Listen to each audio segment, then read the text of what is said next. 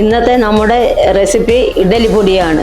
ഈ പൊടി ഉപയോഗിച്ച് നമുക്ക് ഇഡ്ഡലിയും പൊടി മസാല ദോശയും ഒക്കെ നമുക്ക് തയ്യാറാക്കാം. അപ്പോഴും നമുക്ക് വീഡിയോയിലേക്ക് പോകാം. ചീനച്ചട്ടി ചൂടായി വന്നിട്ടുണ്ട്. അതിലോട്ട് നമുക്ക് കുറച്ച് വെളിച്ചെണ്ണ ഒഴിച്ചു കൊടുക്കാം. ചീനച്ചട്ടി ചൂടായിട്ടുണ്ട്. ഇതിലോട്ട് നമുക്ക് ഉഴുന്ന് വറുത്തെടുക്കാം. ഇനി നമുക്കിതൊന്ന് ഇളക്കി കൊടുക്കാം.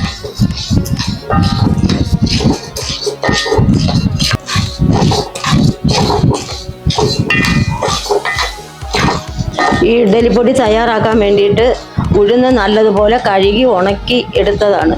ഉഴുന്നൊന്ന് ബ്രൗൺ കളർ ആവുന്നത് വരെ കൈയെടുക്കാതെ നമുക്ക് ഇളക്കി കൊടുക്കാം. ഉഴുന്ന് ബ്രൗൺ കളർ ആയിട്ടുണ്ട്. നമുക്ക് മറ്റൊരു പാത്രത്തിലേക്ക് മാറ്റാം.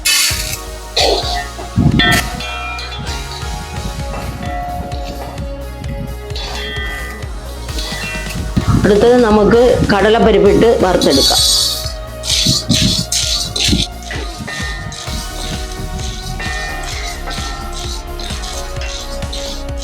ഇതിനെ നമുക്ക് പാത്രത്തിലോട്ട് കോരാം.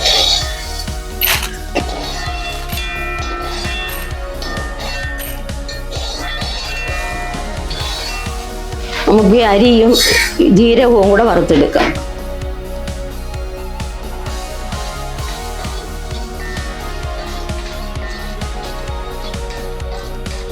അരി വറന്നു വന്നിട്ടുണ്ട്. നമുക്ക് പാത്രത്തിലോട്ട് മാറ്റാം.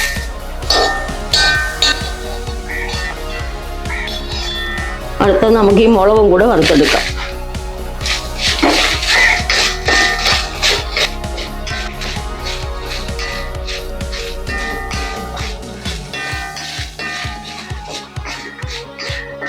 മുളക് വറന്നു വന്നിട്ടുണ്ട്. നമുക്ക് പാത്രത്തിലോട്ട് മാറ്റാം.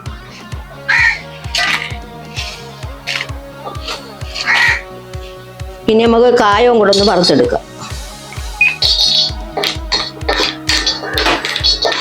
കട്ടിക്കായമാണ് നമ്മളിവിടെ എടുത്തിരിക്കുന്നത്.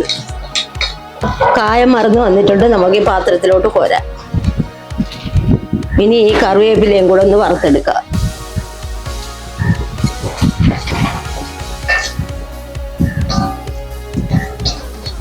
കറിവേപ്പില വറന്ന് വന്നിട്ടുണ്ട്. നമുക്ക് പാത്രത്തിലോട്ട് കോരാം.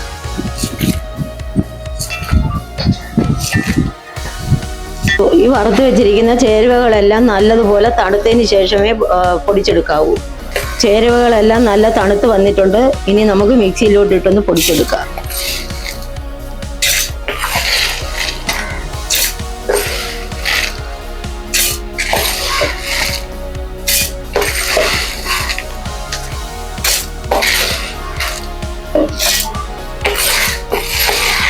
ഇനി നമുക്ക് ഉപ്പ് ചേർത്ത് കൊടുത്ത് ചെറിയ തരിയോടുകൂടി പൊടിച്ചെടുക്കാം.